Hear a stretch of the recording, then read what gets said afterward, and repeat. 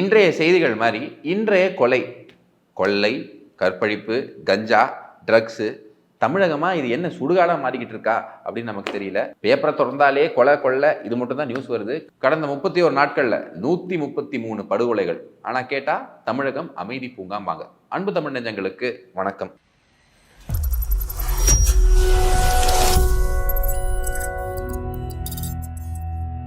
திரு மு க ஸ்டாலின் அவர்களோட தொகுதி என்னன்னு உங்களுக்கு தெரியும். கொளத்தூர். நம்ம சிஎமோட தொகுதி கொளத்தூர். அவர் தான் நம்மளோட ஹோம் மினிஸ்டரும். அதாவது இந்த போலீஸோட கண்ட்ரோல் எந்த அமைச்சர் கிட்ட இருக்கு அப்படின்னு பாத்தீங்கன்னா அந்த மேற்பார்வை இடக்கூடிய அமைச்சர் நம்ம ஸ்டாலின் அவர்கள் தான். சரிங்களா? ஆனா இந்த சம்பவம், இந்த கோர சம்பவம் நடந்து கிட்டத்தட்ட 4-5 நாள் கழிச்சு தான் அவர் அந்த குடும்பத்தை பார்க்க போறார். இப்ப இதுல இருந்து என்ன தெரியுது? அவருக்கு அங்க போனா பயம். ஏன்னா மக்கள் காரி துப்பிடுவாங்க, மக்கள் கேள்விகள் கேட்டுருவாங்க, மக்கள் கொந்தளிச்சு போயிருக்காங்க அப்படின்னு அவருக்கு கொடுக்கப்பட்ட அட்வைஸ் என்ன, அந்த பக்கம் போயிடாதீங்க அப்படின்னு. சொந்த தொகுதி கொளத்தூரா இருந்தாலும் அங்க போய் பெரம்பூர்ல அந்த செம்பியன் போலீஸ் ஸ்டேஷன் பக்கத்துல பெரம்பூர்ல இருக்கக்கூடிய இவரோட வீடு இருக்கு பாத்தீங்களா, அதாவது நம்மளோட ஆம்ஸ்ட்ராங்கோட வீட்டுக்கு போய் அவர் பார்க்க முடியல. இதுதான் மு க ஸ்டாலின் அவர்களோட உண்மையான நிலைமை. ஆனா வெளியே கேட்டா என்ன சொல்லுவாங்க, நாங்க சூப்பரா ஆட்சி புரிகிறோம், எல்லாரும் மக்கள் சந்தோஷமா இருக்காங்க, மக்கள் ஐயோ அடுத்த எலெக்ஷன் எப்போ வரும், திமுகக்கு எப்போ நம்ம ஓட்டு போடுவோம் அப்படின்னு காத்துக்கிட்டு இருக்காங்க அப்படிங்கிற மாதிரி பில்டப் கொடுப்பாங்க. ஆனா உண்மை நிலவரம் என்ன அப்படின்னா, திரு மு க ஸ்டாலின் அவர்களால இந்த சம்பவம் நடந்து திக் ஆஃப் திங்ஸ், அதாவது பிரச்சனைகள் ஹைட்ஸ்ல இருக்கும்போது, அந்த விஷயம் அவ்வளோ பெரிய பிரச்சனையா இருக்கும்போது அங்க போய் பார்க்க முடியாம எல்லாம் ஓரளவுக்கு ஓகே செட்டில் ஆகிற மாதிரி இருக்கும்போது போய் பார்த்துட்டு வந்திருக்காரு.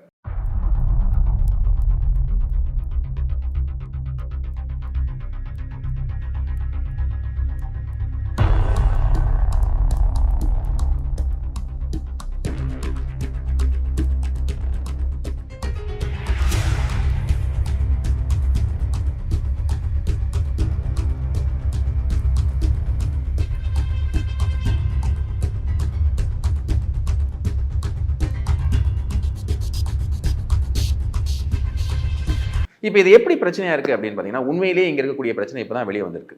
சமூக நீதினு சொல்லிட்டு நம்ம தலித் மக்களையும் சரி, நம்ம தாழ்த்தப்பட்ட மக்களையும் சரி, பட்டியலினத்து சகோதர சகோதரிகளையும் சரி, பழங்குடியினரும் சரி, இவங்களை பற்றியெல்லாம் எந்த கவலையும் இவங்களுக்கு இல்லை. உண்மையிலேயே இவங்களோட கவலை என்ன அப்படின்னு பார்த்தீங்கன்னா, இவங்க குரூப்பா வேற யாருக்கும் ஓட்டு போடிடக்கூடாது, இவங்க நமக்கு மட்டும்தான் ஓட்டு போடணும் அப்படின்னு சொல்றதா திமுகவோட மெயின் அஜெண்டா. ஆனா இப்ப அந்த அஜெண்டா உடஞ்சிக்கிட்டே இருக்கு. எந்த அளவுக்கு உடையுது அப்படின்னு பாத்தீங்கன்னா, இப்ப கான்ஸ்டிடியூஷனல் கோர்ட்டா இருக்கக்கூடிய மெட்ராஸ் ஹைகோர்ட்டோட ஆக்டிங் சீஃப் ஜஸ்டிஸ் இருக்கக்கூடிய திரு மகாதேவன் அவர்கள் கேட்கிறார், ஏங்க இந்த வேங்கை வயல் அப்படிங்கிற ஒரு கோர சம்பவம் நடந்துச்சு, அங்க இந்த தண்ணீர் தொட்டியில மலத்தை கலந்தாங்களே சில அயோக்கிய ராஸ்கல்ஸ், 2 வருஷமா யார் அவங்கன்னு கூட நீங்க கண்டுபிடிக்காம இருக்கீங்களே ஏன் அப்படிங்கிற ஒரு ஸ்ட்ராங்கான கேள்வியை கேட்டிருக்காங்க. உண்மையிலே உங்களுக்கு பட்டியலினத்து மக்கள் மேல ஒரு அக்கறை என்னதுன்னா, வேங்கை வயல் சம்பவத்தை இந்நேரம் நீங்க க்ளோஸ் பண்ணிருக்கணுமா இல்லையா? பண்ணல. ரெண்டாவது, இப்ப ஆம்ஸ்ட்ராங்கோட இந்த சம்பவத்துல என்ன ஆகுது அப்படின்னு பாத்தீங்கன்னா, எல்லாருமே கொந்தளிச்சு போயிருக்காங்க. பிஎஸ்பி தலைவர், ஒரு தலித் தலைவர், அவரை கொண்டிருக்காங்க அப்படின்னா பா ரஞ்சித் போன்ற ஆட்கள்லாம் வெகுண்டெழுறாங்க. அவர் சொல்லக்கூடிய அந்த விஷயங்களை கொஞ்சம் பார்ப்போம். செம்பியன் போலீஸ் ஸ்டேஷன் பக்கத்துல இந்த மாதிரி ஒரு படுகொலை பண்ணியிருக்காங்க, இது ஆற்காடு சுரேஷ் கொலை வழக்கோட சம்பந்தப்பட்ட விஷயம் அப்படின்னு சொல்லிட்டு உடனே சொல்லிட்டாங்க. அது எப்படி திட்டவட்டமா போலீஸ்னால உடனடியாக சொல்ல முடியுது? வேற பின்னணி இதுக்கு இருக்கா அப்படின்னு அவங்க ஆராய்ஞ்சாங்களா? ஆருத்ரா சம்பவம் இருக்கு பாத்தீங்களா, அந்த ஆருத்ரா சம்பவமுக்கும் இதுக்கும் லிங்க் இருக்குன்னு சொல்லப்படுது, அதன் பத்தி இவங்களோட அறிக்கை என்ன அப்படிங்கிற கேள்வி எல்லாம் கேட்டிருக்காங்க. தலித் மக்களுக்கு உண்டான அச்சுறுத்தலை அரசு எப்ப கவனிக்க போகுது? அதாவது நான் இவங்களுக்கு ஓட்டு போட்டு ஜெயிக்க வச்சேன், ஆனா இந்த நிலைமை கொண்டு விட்டாங்க அப்படின்னு இவர் ஃபீல் பண்றாரு. அது மட்டும் இல்ல, அவரே ரவுடி தான், அவருக்கு குற்றப்பின்னணி எல்லாம் இருக்கு அப்படின்னு சிலவங்க பேச ஆரம்பிக்கிறாங்க. யார் தூண்டுதலின் பேர்ல இவங்க பேசுறாங்க இந்த கேள்விகள். அடுத்து என்ன சொல்றாங்கன்னா, உங்களை ஆட்சியில் அமர்த்தவே வாக்கு செலுத்தினேன், வாக்குக்காக மட்டும்தான் இந்த சமூக நீதியா அப்படிங்கிற கேள்வியை திரு பா ரஞ்சித் அவர்கள் கேட்டிருக்காரு. அதாவது இத்தனை வருஷமா அரசியலை பார்க்குறேன், அரசியல் படம் எடுக்கிறேன் அப்படின்னு சொல்லக்கூடிய பா ரஞ்சித் அவர்கள் இப்பவாவது திமுகவின் உண்மையான முகம் புரிஞ்சுதே அப்படிங்கிறதுக்கு நம்ம கொஞ்சம் என்ன சொல்றது, ஒரு ஆறுதல் பட்டுக்கலாம். இதுதான் திமுகவின் உண்மையான முகம் அப்படின்னு சொல்லிட்டு எல்லாருக்குமே தெரியும். சில இடத்துல நீங்க பார்த்துருப்பீங்க சமூக நீதி அப்படிமா. ஆனா திமுகவோட மாவட்ட செயலாளர் அப்படின்னு சொல்லக்கூடிய அந்த மாவட்ட தலைவர், மாவட்டத்துல திமுகவோட முக்கிய பிரதிநிதி அவங்க தான். அதுல எத்தனை பேர் பட்டியலினத்தை சார்ந்தவங்க இருக்காங்க, எத்தனை மாவட்டத்தில் இருக்காங்க, இதை நீங்க கொஞ்சம் கேள்வி கேட்டு பாருங்க. அது மட்டும் இல்லாம எத்தனை முக்கியமான தமிழகத்துல அமைச்சர்கள் பட்டியலினத்தை சார்ந்து இருப்பாங்க. இதெல்லாம் கேள்வி கேட்டாலும் உங்களுக்கு தெரியும், இவங்க சமூக நீதியும் கிடையாது, ஒரு வெங்காயமும் கிடையாது, சும்மா மக்களை ஏமாத்துறதுக்கு வேண்டி இது பண்ணிட்டு இருக்காங்க. தமிழகத்தில் முதல் சபாநாயகர் இருக்காங்க பார்த்தீங்களா, பட்டியலினத்து சபாநாயகர், அதை போட்டது யார்? அது மட்டும் இல்லாம சத்தியவாணி முத்து அவர்கள் திமுகவை பத்தி என்ன சொல்லிட்டு வெளியே போனாங்க, ஏன் அதிமுகல போனாங்க? இதெல்லாம் நீங்க கொஞ்சம் இந்த பொலிட்டிக்கல் ஹிஸ்டரி எடுத்து பார்த்தாலே உங்களுக்கு தெரியும், திமுகவுக்கும் சமூக நீதிக்கும் எந்த சம்மந்தமும் இல்லை. ஸோ இந்த மாதிரி இவர் சொன்னோன்னே பாருங்க, திமுகவோட உண்மையான நிறம் வெளியே வர ஆரம்பிச்சிச்சு. இந்த திமுக காரங்க எப்படின்னா, யாரு நமக்கு சாதகமா பேசுறாங்க, சாதகமா பேசுற வரைக்கும் உனக்கு மரியாதை, கொஞ்சம் லைட்டா டில்ட் ஆயிட்டே நீ யாரா இருந்தாலும் உன் மேல அட்டாக் பண்ணுவேன் அப்படிங்கிற மாதிரி ஒரு மனப்பான்மை கொண்டவங்க இவங்க. அப்ப திமுக காரங்க எல்லாருமே வந்து ரஞ்சித் அவர்களை அட்டாக் பண்ண ஆரம்பிச்சாங்க. சில நாளைக்கு முன்னாடி சில கமெண்ட்ஸ் எல்லாம் பார்த்தோம். அதாவது திருமாங்கிற ஒரே ஒரு ஆளுக்கு தான் மரியாதை, வேற யாருக்கும் கிடையாதுன்னு திருமாவளவன் அவர்களே சொல்றாரு. என்ன சொல்றாருன்னா, அதாவது இது உண்மையான குற்றவாளிகளா அப்படின்னு நீங்க பாருங்க அப்படின்னு. இதற்கு காரணம் என்னன்னு நான் உங்களுக்கு கொஞ்சம் சின்னதா புரியுற மாதிரி சொல்றேன். ஒரு கொலை நடக்குது, உடனே சரண்டரும் நடக்குது, பிடிக்கல, நல்லா புரிஞ்சுக்கோங்க, உடனே சரண்டரும் நடக்குது. அப்ப அது உண்மையான குற்றவாளியா அப்படின்னு பாக்குறதுக்கு எல்லா அடிப்படையுமே அதுதான். காரணம் என்னன்னா, ஒரு கொலை நடந்த உடனே சரண்டர் நடக்குது அப்படின்னா இது பிளான்டு மர்டர். அப்ப இந்த பிளான்ல உண்மையான ஆட்களை சரண்டர் பண்ண வைக்கணுமா, இல்ல வந்து வேற யாராவது ப்ராக்சியா சரண்டர் பண்ண வச்சு இந்த கேஸை திசை திருப்பறதுக்கு உண்டான முயற்சியா அப்படிங்கிறது அடிப்படை விசாரணையே இருக்கும். ஸோ இந்த சரண்டர் கலாச்சாரத்தை ஒழிக்கணும் அப்படிங்கிறது தான் இங்கே திரு அண்ணாமலை அவர்கள் ரீசெண்டாக சொல்லியிருந்தார். ஸோ திருமாவளவன் அவர்களும் அந்த கேள்வி கேட்கிறார். பட் திருமாவளவன் அவர்கள் என்ன சொல்றாரு அப்படின்னு பார்த்தீங்கன்னா, கொஞ்ச நாளைக்கு முன்னாடியே நீங்க பார்த்துருப்பீங்க, அரசியல் காரணத்துக்கு வேண்டி அவங்க சொல்றதெல்லாம் நம்ம கேட்டுக்க வேண்டியும் இருக்கும் அப்படின்னு சொன்னவர், அவரே இப்போ என்ன சொல்றாருன்னா, தோழமை கட்சியா இருக்கும் அப்படிங்கிறனால அடிமை இல்லை அப்படின்னு சொல்ற அளவுக்கு திருமாவளவன் அவர்களே கொந்தளிச்சு போயிருக்கார். இதை நான் ஏன் சொல்றேன் அப்படின்னு பார்த்தீங்கன்னா, எவ்வளவோ பிரச்சனைகள் நடந்தாலும் திருமாவளவன் அவர்கள் வாயை திறக்கல. வேங்கை வேலை இஷ்யூல இப்போ நீங்க பாருங்க, இவ்வளோ பெரிய பிரச்சனை நடந்திருக்கு. அப்போ அவர் என்ன சொல்லியிருக்கணும், நீங்கள் யாருன்னு கண்டுபிடிக்கலாம், கூட்டணி விட்டு வெளியே போயிடுவேன், தலித் தலைவர் கொல்லப்பட்டிருக்காரு, நீங்கள் உடனுக்குடனா என்னங்கிறது உண்மையாக கண்டுபிடிக்கலாம், நாங்கள் வந்து உங்கள் கூட கூட்டணி இருக்கிறதுக்கு விருப்பம் இல்லை அப்படின்னு சொல்லணும். ஆனால் அவருக்கு அரசியல் கம்பல்ஷன்ஸ், அதனால் அவங்க இருக்கார். ஆனால் நான் சொன்ன மாதிரி கொஞ்சம் டீவியேட் பண்ணால் இவங்க எந்த அளவுக்கு திட்டுவாங்க அப்படிங்கிறது சிறந்த உதாரணம். இப்போ இந்த சரவணன் ஐயாதுரை அப்படின்னு சொல்லிட்டு, இந்த கோட் சரவணன் சொல்லுவோம் நம்ம, அவர் வந்து திமுக பேச்சாளர். அவர் வந்து என்ன சொல்றாருன்னா, திரு ப. ரஞ்சித் அவர்களுக்கு கிளாஸ் எடுக்கிறாரு, பாடம் எடுக்கிறாரு. காரணம் என்ன, இத்தனை நாள் ஆதரவா பேசிக்கிட்டு இருந்த ப. ரஞ்சித்தே நமக்கு அகேன்ஸ்டா போயிட்டா அரசியல்ல நமக்கு ஃபியூச்சர் இல்லாம போயிடும் அப்படின்னு தெரிஞ்ச உடனே திரு சரவணன் அண்ணாதுரை அவர்கள் பேசுறாரு. அவர் சொல்லக்கூடிய விஷயங்களை பாருங்க. திமுக மீது அபாண்டமான குற்றச்சாட்டை ப. ரஞ்சித் வைக்கிறார். என்னது, நீங்க வந்து ஒழுங்கா விசாரணை பண்ணணும், இதுக்கு பொலிட்டிக்கல் பின்னணி இருக்கா, யார் இதுக்கு பின்னாடி இருக்காங்க, ஆருத்ராக்கு என்ன சம்பந்தம் இருக்கு அப்படின்னு சொல்றது அபாண்டமான குற்றச்சாட்டு. திமுகங்கிற பேரே அவர் சொன்னாரான்னு நமக்கு தெரியல, அவரு 19 பேசியிருக்காரு திரு ப. ரஞ்சித் அவர்கள். அபாண்டமான குற்றச்சாட்டை வச்சிருக்காரு. விசாரணை முடியறதுக்கு முன்னவே நாங்க எப்படி சொல்ல முடியும் அப்படிங்கிற ஒரு கேள்வியும் எழுப்பியிருக்காரு. போலீஸ் விசாரணை பண்ணிட்டு அதற்கு முன்னவே எப்படியும் பண்ண முடியும் அப்படியா? அப்ப இதற்கு முன்னாடி கமிஷனர் ஆன சந்தீப் ராய் ரத்தோர் அவர்கள் அவரோட ஃபர்ஸ்ட் ஸ்டேட்மெண்ட்டே என்னன்னா, கேள்வி எல்லாரும் கேட்கறாங்க, சார் இந்த மாதிரி பொலிட்டிக்கல் ரீசன்ஸ் இருக்குமான்னு கேட்டா அதெல்லாம் ஒன்றும் கிடையாதுங்க, முன்விரோதம். அப்ப எப்படி உடனே அதை சொல்ல முடியும், பொலிட்டிக்கல் காரணங்கள் இல்லைன்னு எப்படி சொல்ல முடியும்? தமிழகத்தில் இருக்கக்கூடிய பெரிய பிரச்சனையே என்ன அப்படின்னா, இந்த மாதிரி தலித் தலைவர்கள் கொல்லப்படும் போது அது முன்விரோதம், முன்பகை, அவங்களுக்கும் ரவுடிசம் இருந்திருக்கு அப்படின்னு அதை வந்து என்ன பண்றாங்க அப்படின்னா, அதை சொல்லி உண்மையான விஷயத்தில் இருக்கக்கூடிய கோர் ஆஃப் த இஷ்யூ இருக்கு பார்த்தீங்களா, அதுல இருந்து டைவர்ட் பண்றதுக்கு உண்டான முயற்சி. நீங்க முன்பகை இருக்கோ இல்லையோ, அந்த முன்பகையை ஒரு பகடக்காயை யூஸ் பண்ணி எப்படி அரசியல் நகர்வுகள் இங்கே பண்ணப்படுது, எப்படி அரசியல் எனிமிட்டி இருக்கு பார்த்தீங்களா, அரசியல் விரோதம் இங்கே தீர்க்கப்படுகிறது அப்படிங்கிற ஒரு கேள்வி இருக்கு பார்த்தீங்களா, அந்த கேள்விக்கும் பதில் சொல்லணும். ஏன்னா இந்த குற்றத்திலையும் சரி, குற்றவியல் சட்டத்திலையும் என்ன சொல்லுவாங்கன்னா, இவன் தப்பு பண்ணியிருக்கான், இவன் வந்து கொலை பண்ணியிருக்கான், கொலைக்கு தூண்டுதல், அதுக்கு வந்து criminal conspiracy section 120B of IPCன்னு சொல்லுவாங்க. அது ஏன் இந்த செக்ஷனை வச்சிருக்கான், இவன் தானே கொலை பண்ணா, தூக்கி அவனை உள்ள போடுன்னு விட்டுருக்கலாம்ல. இதற்கு பின்னாடி உட்கார்ந்து பிளான் பண்ணி நீ இதை பண்ணு, நீ உள்ள போயிட்டோன்னா வெளியே வந்துடுவ, உனக்கு உண்டானதை நான் பார்த்துப்பேன் அப்படிங்கிற ஒரு சிஸ்டம் ஃபார்ம் ஆயிடக்கூடாது அப்படின்னு ஆங்கிலேயர் காலத்திலேயே செக்ஷன் 120B கிரிமினல் கான்ஸ்பிரசியை கொண்டு வந்திருக்காங்க. ஸோ உடனுக்குடன் ஸ்டேட்மெண்ட் கொடுக்கணும் அப்படிங்கிற பொலிட்டிக்கல் கம்பல்ஷன் காரணத்தினால தான் இந்த மாதிரி பிரச்சனைகள்லாம் வருது. ஏன்னா சட்ட ஒழுங்கு சரியில்லைன்னு எல்லாம் கேள்வி கேட்டு இருக்கோம், மீடியாவும் போட்டு கிழிக்குது, நார்த் இந்தியாவில் போட்டு அசிங்கமா கேட்டுக்கிட்டு இருக்காங்க, பெரம்பூர்ல அங்க இருக்கக்கூடிய மக்களே ஸ்டாலின் அவர்களை அந்த திட்டிக்கிட்டு இருக்காங்க, மாயாவதி அவர்களும் வந்து கேட்டு போயிட்டாங்க. ஸோ இந்த மாதிரி பிரச்சனைகள்லாம் இருக்கும்போது ஏதாவது ஒன்று பண்ணணும்னு ஒரு ஸ்டேட்மெண்ட். இப்போ நான் என்ன கேட்குறேன், கள்ளக்குறிச்சி சம்பவம் நடக்குது, உடனே கலெக்டரையும் எஸ்பி மாத்து. இங்கே சென்னையில் ஒரு சம்பவம் நடக்குது, உடனே சந்தீப் ராய் ரத்தோட தூக்கி மாத்து. அப்போ நீ மாத்துறது காரணம் என்ன, அவங்க இன்எஃபிஷியன்ட்னு சொல்ல வரீங்களா?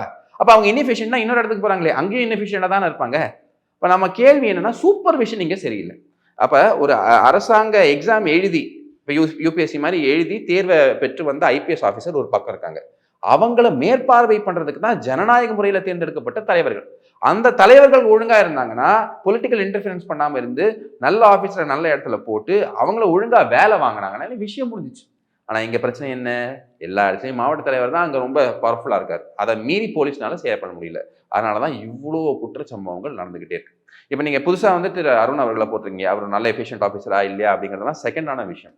ஆனா முதல் விஷயம் என்னன்னா, இதற்கு அது தீர்வு கிடையாது. ஒரு புது ஆஃபீஸர் தூக்கி போட்டோம்னா அவர் என்ன சொல்றாருன்னா, எந்த மாநில ரவுடிகளுக்கு புரியுமோ அந்த மாநிலம் நம்ம பதிலளிப்போம். நல்ல விஷயம் தான், அதை ஆதரிக்கிறோம். இரும்பு கரம் கொண்டு ரவுடிசத்தை ஒழிக்கணும். தப்பான விஷயங்களுக்கு ரொம்ப ஸ்ட்ராங்கா தான் ஆக்ஷன் எடுக்கணும், மாற்று கருத்து இல்லை. ஆனா சந்தீப் ராய் ரத்தோர்னா அதனால முடியாது அப்படின்னு நினைக்கிறீங்களா? இல்ல வேற ஒரு போலீஸ் ஆஃபீஸர்னால முடியாதுன்னு நினைக்கிறீங்களா? இது எதுக்கு அப்படின்னா, நாங்கள் புதுசா ஒரு செட்டப் கொண்டு வந்திருக்கோம் அப்படின்னு சொல்லி மக்களை திசை திருப்பறதுக்கு. Problem is not with the police, problem is with the supervision. அந்த பொலிட்டிக்கல் சூப்பர்விஷன் மோசமா இருக்கு அப்படிங்கிறத இங்க இருக்கக்கூடிய பிரச்சனை. இதை பத்தி திரு அண்ணாமலை அவர்கள் சில விஷயங்களை சொல்லியிருக்காரு. ப்ராசஸை பத்தி நான் சொல்றேங்கண்ணா. ஏன்னா இன்னைக்கு நான் காவல்துறையினுடைய செயல்பாடு எப்படி நான் சொன்னேன். இந்தியா முழுவதும், நான் தமிழ்நாட்டை குற்றச்சாட்டு பண்ணி நான் சொல்லல, இந்தியா முழுவதும் ஒரு லாயரை ஃபோன் பண்ணி அண்ணன் சரண்டர் பண்ணுங்க, அதான் இன்னைக்கு ஸ்டைலோ தவிர காவல்துறை உட்காந்து அந்த காலத்து மாதிரி இன்வெஸ்டிகேட் பண்ணி ஒரு ஆளை பிடிச்சிட்டு வர காலமெல்லாம் போயிருச்சுண்ணா. இப்போல்லாம் சரண்டர் தான் காலம். ஸோ இந்த நேரத்தில் கிரிமினல் கான்ஸ்பிரசி காவல்துறையினால் கண்டுபிடிக்க முடியுமா அப்படிங்கிற பொதுப்படையான கேள்வியை நான் வைக்கிறேன். யார் இதை ஆப்ரேட் பண்ணது? நான் காவல்துறையை குற்றம் சுமத்தில், ஏன்னா காவல்துறையிலே கருப்பாடுகள் இருக்கிறாங்க, எல்லா ஃபீல்ட்லேயும் கருப்பாடு. அதுக்காக காவல்துறையை மொத்தமாக நம்ம கலங்கப்படுத்த முடியாதுங்கண்ணா. நான் சொல்வது காவல்துறை கிட்டத்தட்ட 10 வருஷமாகவே அப்படி தான் இருக்குது. முழுமையாக கான்ஸ்பிரசி போகிறதுக்கு நீங்கள் சிபிஐ கையில் கொடுங்க, தெரிஞ்சுக்குவோம் யாருன்னு அதுக்கு தெரியட்டும், அவங்க மேலே நடவடிக்கை எடுப்போம். அதனால் பொதுப்படையாக நான் காவல்துறையை குற்றம் சுமத்துவதை விட எங்களை பொறுத்தவரை கான்ஸ்பிரசி யார் என்று தெரிய வேண்டும் என்றால் சிபிஐ கொடுங்க, தே வில் டூ இட். ஏன்னா அவங்களோட ஒரே வேலை இதான். அவங்க டிராஃபிக் மேனேஜ் பண்ணுறாங்களா, கிரைமை போய் பார்க்குறாங்களா, லான் ஆர்டர் பார்க்குறாங்களா, சிஎம்க்கு பந்தோபஸ்து கொடுக்குறாங்களா? அவர்கள் இருக்கக்கூடிய ஒரே ஒரு வேலை குற்றவாளியை கண்டுபிடி, சிபிஐ கையில் கொடுங்க, கண்டுபிடிச்சிட்டு போகிறாங்க. அதனால் முதலமைச்சர் இதில் மூடி மறைக்க வேண்டிய அவசியம் இல்லைல்ல. இந்த கேஸை பொறுத்த வரைக்கும் முதலமைச்சர் பொதுப்படையாக சொல்லட்டும். இல்லைன்னா பொலிட்டிக்கல் ரீசனோ லாஜிக்கோ என்னென்ன இருக்குதுல்ல, சிபிஐ வந்தால் பாலிடிக்ஸ் அதுன்னு சொல்லுவாங்க. இல்லை என்ன பாலிடிக்ஸ் இருக்குன்னு? அதனால் நேரடியாக முதலமைச்சர் ஒரு முடிவெடுத்து நான் சிபிஐ கையில் கொடுக்குறேன்னு சொல்லிட்டாங்கன்னா வேலை முடிஞ்சதில்ல. ஏன்னா அதைத்தானே மேடம் மாயாவதி அவங்களும் கேட்குறாங்க. சொல்லுங்கண்ணா, அண்ணா சொல்லுங்கண்ணா. நாங்கள் எப்படி பதில் பொறுப்பேற்க முடியுங்கண்ணா? நீங்கள் 3 வருஷமா இன்வெஸ்டிகேட் பண்ணுறீங்க. நான் ஹோம் மினிஸ்டர் வந்து டிஎம்கேல இருக்காங்க, சீஃப் மினிஸ்டர் தான் ஹோம் மினிஸ்டர். ஏன் நடவடிக்கை எடுக்கலை? அவர் கன்ஃபெஷன் ஸ்டேட்மெண்ட் எங்கே? அதெல்லாம் வெளியே விடுங்க.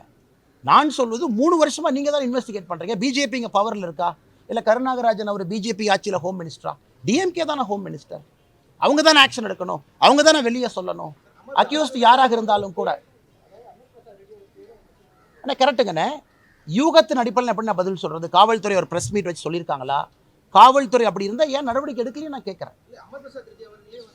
கரெக்டுங்கண்ணா. நீங்கள் சொல்கிற மாதிரி பாரதிய ஜனதா கட்சி ஒரு தொண்டர் தலைவர் இதில் இன்வால்வ் ஆகியிருக்காங்க, சம்மந்தம் இருக்குன்னா காவல்துறையை நடவடிக்கை எடுக்கலை. அதுக்கு நான் கேட்குறது நியாயமான கேள்வி தானே. காவல்துறையை நடவடிக்கை எடுக்கலை. ஒருவேளை நீங்கள் பொலிட்டிக்கல் மோட்டிவில் பண்ணால் கூட கோர்ட் வந்து ஒரு நியூட்ரல் ஆர்பிட்டராக இருக்குது. ஸோ 3 ஆண்டுகள் ஆச்சு, காவல்துறையை நடவடிக்கை எடுக்கலை. நான் காவல்துறையாவது நடவடிக்கை எடுக்க வேண்டாம்னு சொல்கிறோம். அதுவும் காவல்துறை பாரதிய ஜனதா கட்சி மீது நடவடிக்கை எடுக்காமல் இருக்குமா? நீங்களே சொல்லுங்கள். ஏன்னா நம்மால் ரோட்டில் ப்ரொட்டஸ்ட் பண்ணாவே அரெஸ்ட் பண்ணி 11 மணி வரைக்கும் வைக்கிறாங்க. ரோட்டில் ப்ரொட்டஸ்ட் பண்ணாவே அரெஸ்ட் பண்ணி 11 மணி வைக்கிறாங்க. நீ நல்லா புரிஞ்சுக்கங்க.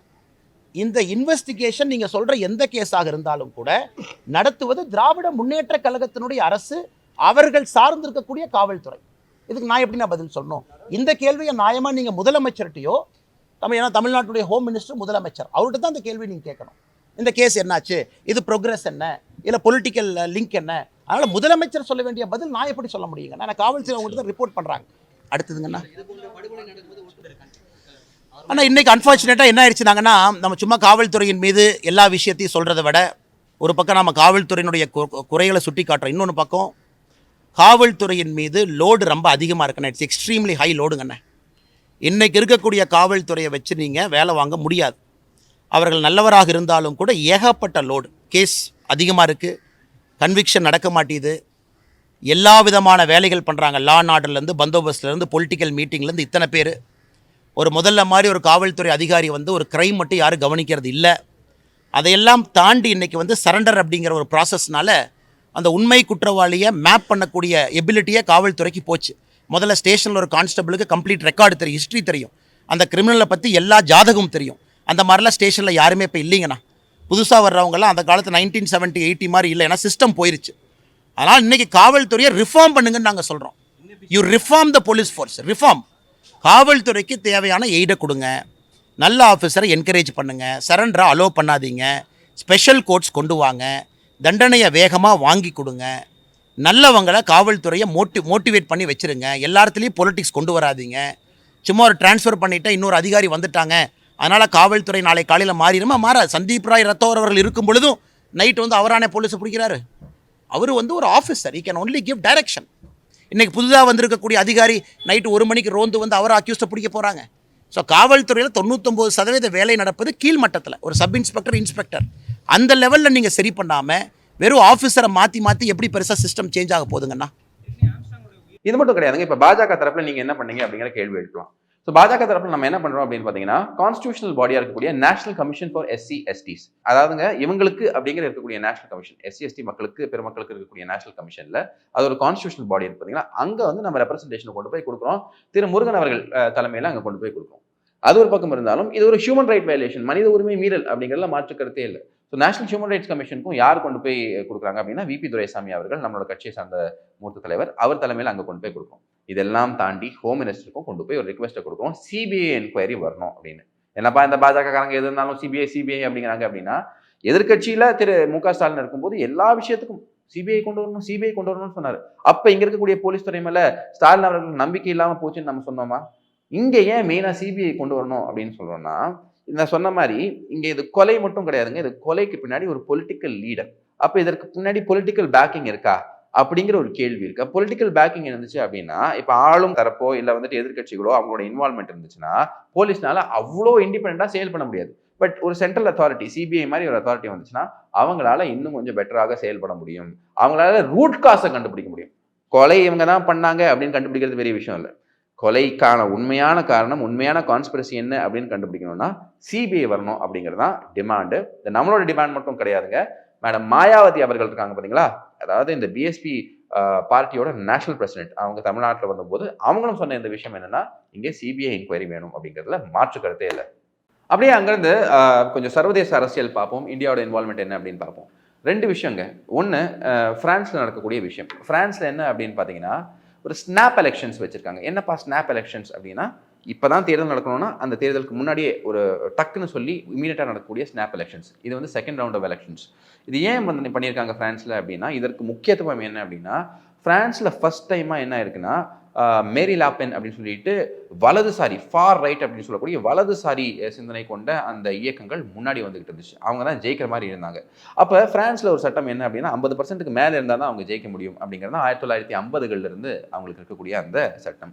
ஆனால் அவங்களுக்கு 50% இல்லை, 38%. எப்படி இப்போ இந்தியன் கான்டெக்ஸ்டில் எப்படி இருந்ததோ அதே மாதிரி 38% இருக்குது. அப்புறம் லெஃப்ட், அப்புறம் சென்டர். லெஃப்ட்டுங்கிறது இந்த இடதுசாரி, அப்புறம் சென்டருங்கிறது இந்த மையத்தை பார்த்து அரசியல் பண்ணிட்டு இருக்கக்கூடிய இப்போ இருக்கக்கூடிய பிரசிடென்ட் இமானுவேல் மேக்ரன். ஸோ இவங்க என்ன ஆயிடுச்சு அப்படின்னா, ஃபர்ஸ்ட் ரவுண்ட் ஆஃப் எலெக்ஷனில் வரல, ஸ்னாப் எலெக்ஷன் டிக்ளேர் பண்ணி என்ன பண்ணுறாங்கன்னு பாருங்கள். இடதுசாரியும் அப்புறமா வந்து இந்த சென்ட்ரிசம் அப்படின்னு சொல்லக்கூடிய இந்த இப்போ இருக்கக்கூடிய பிரசிடென்ட்டும் இவங்க 2 பேரும் சேர்ந்து டாக்டிக்கலாக என்ன பண்ணியிருக்காங்கன்னா, இவங்களை தோக்கடிச்சிருக்காங்க. 2 பேரும் சேர்ந்து என்ன பண்ணியிருக்காங்கன்னா, 200 இடத்துல லெஃப்ட் ஜெயிக்கணும் அப்படின்னு சொல்லிட்டு இவங்க காம்ப்ரமைஸ் பண்ணியிருக்காங்க. ஸோ என்ன ஆயிடுச்சுன்னா, இவங்க 2 பேரும் சேர்ந்து அந்த ஃபர்ஸ்ட் செகண்ட் பிளேஸ் எடுத்து 3வது இடத்துக்கு ஃபார் ரைட்டை தள்ளுறாங்க. அப்போ இவங்க ஏன் இந்த அளவுக்கு பண்ணுறாங்க அப்படின்னு பார்த்தீங்கன்னா, இது வரைக்கும் அதாவது 1945க்கு அப்புறம், வேர்ல்டு வார் 2க்கு அப்புறமா ஃப்ரான்ஸில் வந்து இந்த வலதுசாரி சிந்தனை என்றைக்குமே வந்து ஓங்கி நின்னதில்லை. அவங்களால ஜெயிச்சு அரசாங்கத்தை ஃபார்ம் பண்ண முடியல. ஆனால் ஆன்டி இமிகிரேஷன், அங்கே வந்து இந்த இமிகிரண்ட்ஸோட தொல்லை ஜாஸ்தியாக இருக்குது, எல்லாருமே வந்து உள்ள வந்து பெரிய பிரச்சனை பண்ணுறாங்க, இதெல்லாத்தையும் ஒழிக்கணும் அப்படின்னு சொல்லிட்டு இந்த மேரி லாபென் அப்படிங்கிறவங்க இந்த ஃபார் ரைட்லேருந்து வலதுசாரியிலேருந்து அவங்க ரொம்ப நல்லா பர்ஃபார்ம் பண்ணியிருந்தாங்க. First round of elections majority எடுத்துட்டாங்க. ஆனால் 50% தாண்ட முடியல. இப்போ என்ன பண்ணாங்கன்னா, 2 பேருமே டாக்டிக்கலாக உள்ள புகுந்து இந்த விஷயத்துக்கு எடுத்திருக்காங்க. எப்படி இந்தியாவில் ஒரு சிமிலர் நோட்டில் பார்த்தீங்கன்னா, பிஜேபிக்கு தனியாக மெஜாரிட்டி கிடைக்கல, பட் ஆப்வியஸ்லி நல்ல ஒரு ஸ்ட்ரென்த் இருக்குது. இப்போ வந்து மெஜாரிட்டியை தாண்டி இருக்கும் ஆஸ் அன் அலையன்ஸ். ஆனால் இந்த 99 சீட்டு மட்டும் வாங்கின காங்கிரஸ் எப்படி ஆடிக்கிட்டு இருக்கு. ஸோ இவங்க 2 பேரும் சேர்ந்து பயங்கரமாக இப்போ வந்து ஒரு டாக்டிக்கல் மூவ் பண்ணி இந்த ஃபார் ரைட் மூவ்மெண்ட்டை தோக்கடிச்சிருக்காங்க. இது ஒரு பின்னடைவாக பார்க்கப்படுதா அப்படின்னு பார்த்தீங்கன்னா, இது வந்து ஃபார் ரைட் மூவ்மெண்ட்டுக்கு, அதாவது இந்த நாட்டில் பிறந்து வளர்ந்துக்கிறவங்க இவங்களுக்கு தான் இந்த உரிமை இருக்கணும், அதாவது இந்த இமிகிரேஷன்லாம் வந்துட்டு பண்ணி இல்லீகல் இமிகிரண்ட்ஸாக உள்ள வரக்கூடிய ஆட்களுக்கெல்லாம் உரிமை கொடுக்கக்கூடாது அப்படிங்கிற குரல் ஓங்கும் போது அதை எதிர்த்து இந்த லெஃப்ட் ஆட்கள் பவரை காட்டி இங்கே தோக்கடிச்சிருக்காங்க. அப்படியே அங்கேருந்து ரஷ்யாவுக்கு போகும். ரஷ்யாவில் பார்த்தீங்க அப்படின்னா, திரு மோடி அவர்கள் போயிருக்காரு. திரு மோடி அவர்களுக்கு அமோக வரவேற்பு கொடுக்கப்பட்டிருக்கு. எனக்கு தெரிஞ்ச ரஷ்யாவில் இந்த மாதிரி ஒரு வரவேற்பு வேற எந்த நாட்டு தலைவருக்கும் கொடுத்துருக்க மாட்டாங்க. அந்த மாதிரி வரவேற்பு கொடுக்குறாங்க. இந்த பைலாட்ரல் மீட்டிங், அதாவது 2 நாடுகளும் அஃபிஷியலாக பேசுறதுக்கு முன்னாடி புட்டின் அவர்கள் தனியாக பிரைவேட்டாக இருக்கக்கூடிய அவரோட ரெசிடென்ஸ்க்கு புட்டின் அவர்கள் வந்து மோடி அவர்களை கூப்பிட்டு போய் அங்கே சில விஷயங்கள்லாம் பேசி அங்கே என்னெல்லாம் பண்ணலாம் அப்படிங்கிற விஷயங்கள்லாம் பேசிட்டு அதுக்கப்புறமா தான் கொண்டு போகிறாங்க. ஸோ இது வந்துட்டு இந்தியா ரஷ்யாவோட இந்த பைலாட்டரல் ரிலேஷன்ஷிப்போட ஸ்ட்ரெங்த்தை காட்டுது. இளைய பாரதம் சொந்தங்களுக்கு வணக்கம். இளைய பாரதத்தில் புது முயற்சிகள் விரிவாக்கம் எல்லாம் நீங்கள் பார்த்துக்கிட்டு இருப்பீங்க. எங்களோட வளர்ச்சிக்கு நீங்கள் உதவணும்னு நினச்சிங்கன்னா கீழே இருக்கக்கூடிய இந்த அக்கௌண்ட் நம்பருக்கு உங்களுக்கு தோன்ற அமௌண்ட்டை கான்ட்ரிபியூட் பண்ணலாம். உங்களோட ஆதரவுக்கு என்றும் நன்றி. ஜெய்ஹிந்த். பதவியில் எழுதி என்ன சொல்ல விரும்புகிறோம் அப்படின்னு பார்த்தீங்கன்னா, போலீஸ் ஆஃபீஸரை மாற்றிட்டோம், இந்த அதிகாரியை ட்ரான்ஸ்ஃபர் பண்ணிட்டோம், புது அதிகாரியை போட்டோம், புது அதிகாரியை சூப்பர் அப்படின்னு சொன்னாலாம் வேலைக்கு ஆகாது. நீங்கள் ஒன்றா உட்காந்து போலீஸ் ரிஃபார்ம்ஸ்க்கு முக்கியத்துவம் கொடுத்து இங்கே இருக்கக்கூடிய போலீஸ்க்கு தேவையான பவரை கொடுத்து அவங்களை எம்பவர் பண்ணணும். போலீஸ்காரனுக்கு ஒரு கர்வம் இருக்கணும். அது எப்போ வரும் அப்படின்னு பார்த்தீங்கன்னா, அவங்களுக்கு தேவையான family life and work life இந்த பேலன்ஸ் பண்ணுறதுக்கு உண்டான அந்த ஒரு பேசிக் அடிப்படையை அரசாங்கம் உருவாக்கி தரணும். அது மட்டும் இல்லாமல் தேவையில்லாமல் மூக்க நுழைச்சி பொலிட்டிக்கல் இன்டர்ஃபரன்ஸ் பண்ணக்கூடாது போலீஸிங்கில். இது பண்ணாலே நம்ம போலீஸை விட பெஸ்ட் யாருமே இருக்க முடியாது. இதெல்லாம் முதலமைச்சருக்கு புரியுமான சந்தேகம் தான். இவங்களை அப்படியே அகற்றி ஒரு நல்ல தெளிவான தலைமை இங்கே வந்தால் மட்டும்தான் தமிழகத்துக்கு விடிவு காலம். இல்லைனா இந்த நிலைமை ரொம்ப மோசமாக போயிட்டு இருக்கு அப்படிங்கிறதுல எந்த விதமான மாற்று கருத்தும் இல்லை. இணைந்ததுக்கு நன்றி. வணக்கம். வந்தே மாத்திரம். பாரத் மாதா கி ஜெய். வாழ்க நம் பாரதம். ஜெய் ஸ்ரீராம். ஜெய்ஹிந்த்.